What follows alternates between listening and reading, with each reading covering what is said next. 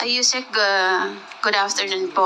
Kumustahin ko lang po ulit yung kung meron na po bang plano meron na po bang tugon o aksyon ang gobyerno sa panukalang magpatupad po ng price ceiling sa fresh meat na kaya daw po ng mga consumer para mapasunod naman yung pagbaba po ng presyo ng baboy sa farm gate.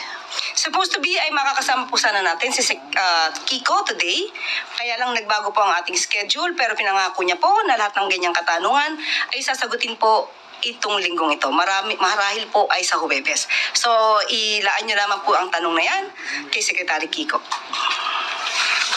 Isang tanong lang po dun sa CIMEPA, follow-up lang po na pinangunahan po kanina ng Pangulo.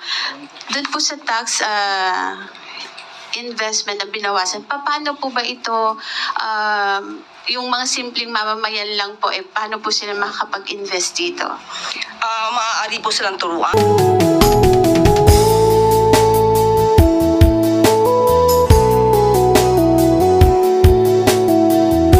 Pagpapalago ng kanilang pondo. Ibinaba sa 0.1% ang stock investment tax mula 0.6% at tinanggal na rin ang documentary stamp tax sa mutual at unit investment funds para mabawasan ang bayarin ng mga nais mag-invest. Ginawa rin ito upang maengganyo pa ang mga Pilipinong palaguin ang kanilang pera sa stock exchange. Bukod dito, ginawa ring 20% ang final tax rates sa interest income upang padaliin ang compliance at gawing mas simple ang pagbabayad nito. May incentives din ang mga kumpanya na tumutulong sa mga empleyado na magbayad ng kanilang retirement gaya ng 50% deduction sa actual contributions. Tinatayang nasa 25 billion pesos ang magiging net revenue mula sa bagong tax reform na siya namang gagamiting pondo para sa mga mahahalagang proyekto ng gobyerno, gaya ng mga kalsada, paaralan, mga ospital, at iba pang social safety net programs. Kumpiyansa ang Pangulo na magdadala ng ginhawa ang batas na ito para sa mga ordinaryong Pilipinong gustong paunlarin pa ang kanilang sarili. Diin ng Pangulo, nais ng pamahalaan na alisin ang mga balakid at palawakin pa ang oportunidad ng mga Pilipino sa pag-unlad. Kahapon ay binigyang parangal ni Pangulong Ferdinand R. Marcos Jr. ang 43 outstanding farmers and fisherfolk sa 50th Gawad Saka Award sa Nueva Ecija. Sa isang mensahe, sinabi ng Pangulo na hindi matatawaran ang kahalagahan ng ating mga magsasaka, gayong hindi lang pamilya nila ang kanilang pinapakain, kundi ang buong bansa. Kaya kaagapay rin sila ng Pangulo sa benting bigas, mayroon na program. Nakadaupang palad din ng Pangulo ang awardees sa isang pagpupulong kung saan malugod niyang sinagot ang mga katanungan ng mga farmers and fisherfolk. Tiniyak ni Pangulong Marcos Jr. ang suporta ng gobyerno para sa mga magsasaka at mangingisda sa pamamagitan ng mga proyektong pang-agrikultura. Malinaw ang mensahe ng Pangulo sa ating farmers and fisherfolk. Katuwang ninyo ang gobyerno mula pagbili ng punla hanggang panahon ng ani. Magandang umaga sa inyo lahat. Unang-una, congratulations sa ating mga sikat na mga magsasaka at mangingisda dahil kayo yung nagbubuhay sa lahat ng ating kababayan at kayo ang pinakamagaling na nagsasaka at nangingisda. Kaya congratulations sa inyo lahat. Maraming salamat sa inyong sakripisyo. Alam namin ang buhay ng mangingisda, ang buhay ng mga magsasaka ay hindi madali at napakahirap para maralaman, makapaghanap buhay, maipakain hindi lamang ang ating mga pamilya kung hindi pinapakain ang buong Pilipinas. Kaya kami naman sa pamahalaan ay kinikilala namin na ang halaga ng kontribusyon ng ating mga magsasaka at saka ating mga mangingisda. Kaya ito'y maliit lang na pagkikilala sa inyong kontribusyon sa progreso ng bawat Pilipino at ng buong Pilipinas. Maraming salamat sa inyong trabaho, sa inyong sakripisyo, sa inyong patuloy na pagmamahal sa ating mga kapwa Pilipino sa Republika ng Pilipinas. Kapakanan ng magsasaka at agrikultura, patuloy ang pag-unlad sa Nueva Ecija. Pinangunahan ni Pangulong Marcos Jr. ang turnover ng 16 Mobile Soil Laboratory o MSL sa mga magsasaka upang pataasin pa ang kalidad ng kanilang pananim. Gamit ang MSL, kaya nang suriin ng mga farmers ang lupang kanilang sinasaka para alamin kung anong sustansya ang kailangan nito para sa mas masaganang ani. Layunin ng MSL Distribution Program na palawigin pa ang kaalaman ng ating mga magsasaka bilang paghahanda sa mga hamon na dala ng climate change, soil degradation at food insecurity. Bukod sa mobile soil laboratories, pinangunahan din ni Pangulong Marcos Jr. ang inaugurasyon ng Rice Processing System o RPS at ang turnover ng dagdag na farming machineries. Gamit ang RPS, mas magiging efficient na ang pagproseso ng palay. Kung noon ay 58 sacks of rice lang ang kayang i-produce mula sa 100 sacks of palay, ngayon ay pwede nang umabot sa 65 sacks ang yield nito. Makakaasa ang ating mga farmers sa mas magandang harvest yield at mas malaking kita mula sa makabagong teknolohiya sa pagsasaka. Makikinabang din ang mga 17 farmers cooperatives mula sa Nueva Ecija sa mga bagong tractors at harvesters na kaloob ng administrasyon. Ayon sa Pangulo, nararapat lamang na suportahan ang ating farmers dahil sa pag-asang tinatanim nila ay para sa ikauunlad ng bayan. Dahil sa bagong Pilipinas, may ginhawa sa modernong pagsasaka. Maaari na po tayong tumanggap ng inyong mga katanungan. We begin with Eden Santos, Net 25. Yusek, good afternoon po. Kumustahin ko lang po ulit yung kung meron na po bang plano meron na po bang tugon o aksyon ang gobyerno sa panukalang magpatupad po ng price ceiling sa fresh meat na kaya daw po ng mga consumer para mapasunod naman yung pagbaba po ng presyo ng baboy sa farm gate. Supposed to be ay makakasama po sana natin si Kiko today. Kaya lang nagbago po ang ating schedule pero pinangako niya po na lahat ng ganyang katanungan ay sasagutin po itong linggong ito. Marahil po ay sa Huwebes. So ilaan niyo naman po ang tanong na yan kay Secretary Kiko. Isang tanong lang po dun sa CIMEPA, follow-up lang po na pinangunahan po kanina ng Pangulo. Dun po sa tax investment na binawasan, paano po ba ito, yung mga simpleng mamamayan lang po, paano po sila makakapag-invest dito? Maaari po silang turuan ng mas nakakaalam dito. Hindi po lahat tayo ay ganon kaalam sa pagdating sa stock exchange. So meron po ito mga nagtuturo sa inyo, meron din po mga broker dito para po kayo'y maturuan. Thank you po. Maricar Sargan, Brigada. Good afternoon po, Yusek. Some U.S. lawmakers po are proposing to build an ammunition production and storage facility dyan po sa Subic, Zambales. And si Secretary Gibo Teodoro, nagbayag na rin po ng pagiging bukas sa ideyang ito. Pero si Pangulong Marcos po kaya, bukas din po ba siya sa ganitong proposal? Since wala pa naman pong formal offer patungkol po dito, mas maganda po siguro bago natin hilingin ang tugon ng ating Pangulo is mas magandang mailatag sana sa kanya kung ano ang mga detalye dito. Ang Pangulo naman po ay doon lagi sa makakabuti sa ating bansa at makakabuti sa taong bayan. Thank you po. Ann Soberano, Bombo Radio. Yusek, good afternoon. Nagbukas na po ang 20th Congress and magsisimula na rin po after ng SONA, magsisimula na rin po yung budget deliberation. Si House Speaker Martin Romualdez at iba pang mga lawmakers is backing the calls to institutionalize a transparent budget process by opening bicameral deliberations to the public. Ano po ba yung comment dito ng Palasyo? We respect the independence of the Congress, pero kapag ka po ang pinag-usapan ay pagsasapubliko ng anumang transaksyon patungkol sa gobyerno, mas maganda po talaga na maging transparent ang bawat galaw ng taong bayan. Thank you, Yusek. Next, Ana Bajo, GMA News Online. Good afternoon, Yusek. Ma'am, yesterday, Ariel Nepomuceno took his oath as the new BOC Commissioner. Ma'am, may we just get the reason why Bienvenido Rubio was replaced? Katulad ng ating sinasabi, ang Pangulo, ang nais po talaga ay makapagbigay ng mas magandang serbisyo ang bawat heads of agencies, ang bawat leader na nasasakupan ng ating Pangulo.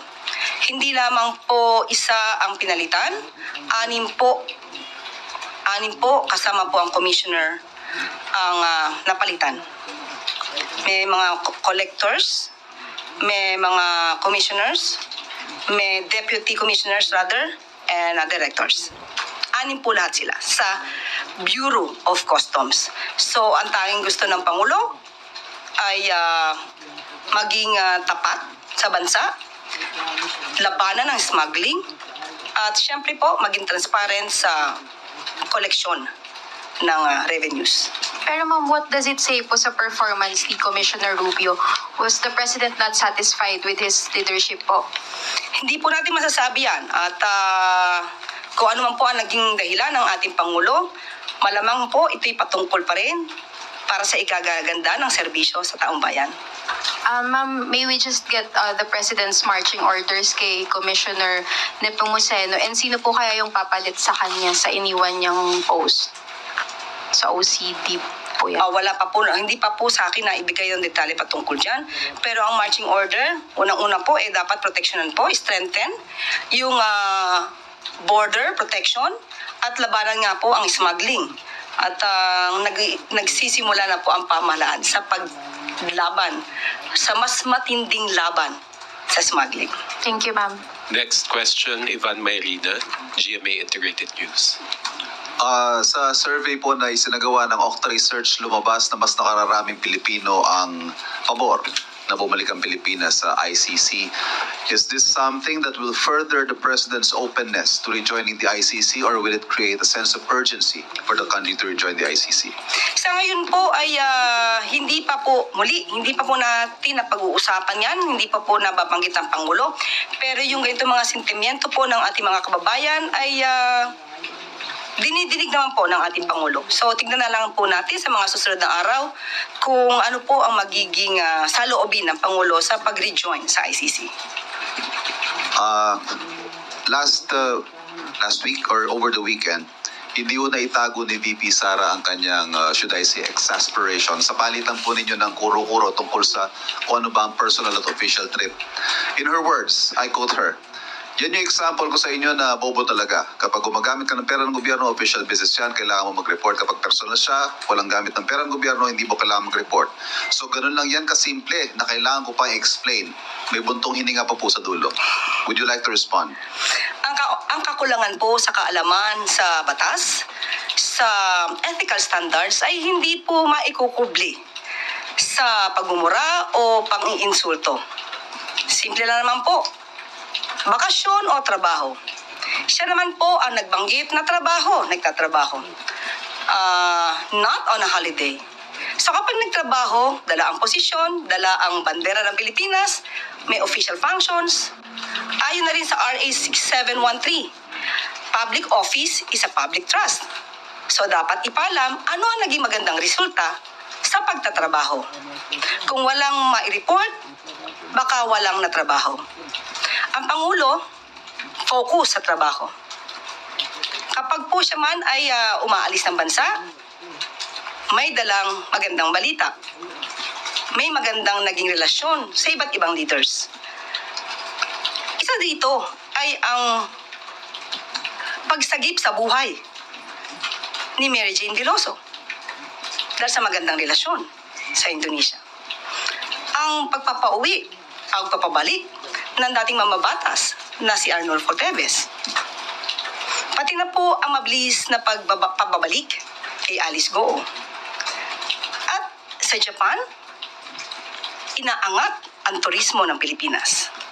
Yan po ang trabaho na dapat ipagmalaki kung talagang nagtrabaho. Katrina Domingo, ABS-CBN. Good afternoon, Undersecretary. Ma'am, just a follow-up question first on the BOC appointment. Does this mean that the former commissioner and the 5 other or 6 other officials who were removed from their posts were tagged in anomalies within the agency? We cannot say that. We cannot say that. The only purpose of the president is there is a continuing performance evaluation. Everybody is on notice. Everybody is on probation. We have to work better for the country and for our fellow men, Filipino people. Okay, ma'am, on the Justice Secretary Jesus Crispin Remulla said yesterday in an interview na he has already relayed to the President his intentions to apply for the Ombudsman post, which will be vacated by mid this month. Ano po yung naging response ng Pangulo doon sa pagsabi ni Justice Secretary Remulla na he wants to vacate the DOJ to transfer to the Ombudsman? Wala pa pong nababanggit ang Pangulo kasi wala pa rin po yung shortlist na tatanggap ang Pangulo. So, hintayin na lang po natin kung ano po ang magiging pasya pag sa tamang panahon. But does Remulla have the blessing of the President to vacate the DOJ? Yan po naman ay kanyang pagpapasya kay SOJ Boying Remulla. So hanggang ngayon ay wala pa naman po, hindi pa po nababakante ang Department of Justice. So hintayin na lang po natin. Last Madam. follow-up question. Meaning, ma'am, hindi pa nagpe-prepare din ng backup shortlist ang Pangulo with regard to the possible replacement of Remulla should he be accepted by the JBC? Opo. As of now, wala pa po tayo nakukuhang detalye kasi wala pa rin po short notice para po sa posisyon ng Ombudsman. Jean Mangaluz, Philstar.com. Good afternoon. So the DBM is set to submit its budget to Congress, the proposed 2026 budget to Congress this month. So what can we expect, especially since very controversial yung budget natin for this year? Lagi naman po ang Pangulo, sabi nga po natin kung ano ang makakabuti sa mamamayan at para sa bansa. So ngayon po, patungkol po sa PhilHealth Funds, ito po ay isinuminti pa lang, so pag-aaralan po ito. Tandaan po natin, muli, ang gusto po ng Pangulo ay mapaganda ang buhay ng bawat Pilipino, maging mas magaan, at mabigyan ng magandang serbisyong medikal at pangkalusugan. One quick follow-up. So intact po yung PhilHealth funds for in the 2026 budget sa proposed version? Ako po, sorry po, hindi ko po nakita. Tatanungin ko po ang Pangulo. Hindi ko po nakita sa as of now. Lef Narciso, DZRH. Good afternoon, Yusek. Sabi po ng luwa, natapos na yung investigasyon nila. Kaugnay ng mga reklamo sa Prime Water, na-isumite na po ba yung resulta ng investigasyon sa Malacanang at nabasa na ba ni Pangulong Marcos? Opo, nakatanggap na rin po tayo. Siguro nakalimutan ko lang pong dalhin. Ipapakita ko po sana sa inyo. Isang folder po siya, ang report, at 2 boxes ng balikbayan boxes. Ganon karami. So, nabigyan po tayo ng kopya kahapon at nabigyan na rin po ang Office of the President at ito po'y aaralin at asahan niyo po na mabilisan pong aaralin to para sa mga consumers po ng Prime Water. Pagkatapos pong maaral, ano po kaya ang susunod na hakbang? Definitely, gagawa po tayo ng legal na aksyon. Aksyon na naaayon sa batas at walang masasagasaan pero dapat para sa taong bayan. Last question, Adrian Halili, Business World.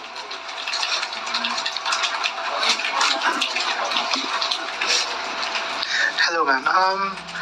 Can you have the palace's reaction on the 50 peso wage hike in NCR? And will the president support a legislated wage hike in the 20th Congress given that senators and congressmen have already filed bills on it?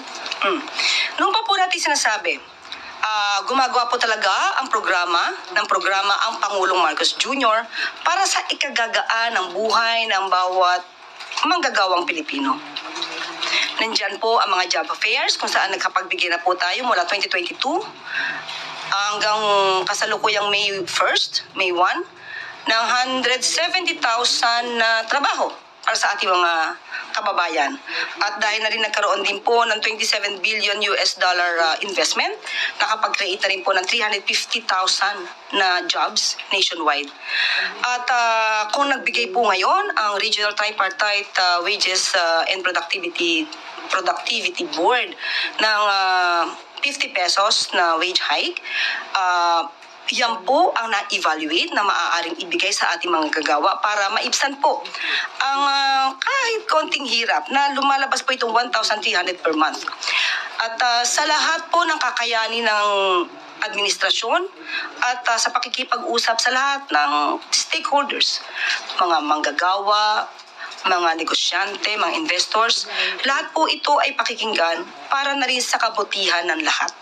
Hindi lamang para sa mga gawa, hindi lang para sa mga investors o sa mga negosyante, para po sa lahat.